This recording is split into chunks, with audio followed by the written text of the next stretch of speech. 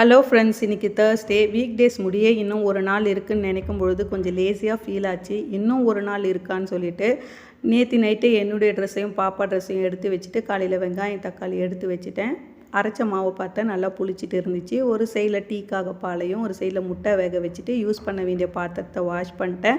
அரிசியும் கோதுமாவையும் மெஷர் பண்ணி வச்சுட்டு டீ தூள் போட்டு டீ கொதிக்க வச்சுருந்தேன். டீ ஒரு சைடில் கொதிச்சிக்கிட்டு இருந்துச்சு. ஃபில்டர் பண்ணி எடுத்துகிட்டு போய் குடிச்சிட்டு வந்துட்டு அதுக்கப்புறம் பாப்பாக்காக சுட தண்ணியும் வெங்காயம் தக்காளி க்ளீன் பண்ணி பாக்ஸ் போட்டு வச்சுட்டேன். பாப்பா ஸ்கூலில் விட்டு வந்த உடனே பார்த்திங்கன்னா வெங்காயம் தக்காளியெல்லாம் கட் பண்ணி கடகடான்னு ஒரு சைடில் சப்பாத்திக்காக தவா வச்சுட்டேன். ஒரு சைடில் கடாய் வச்சுட்டேன்.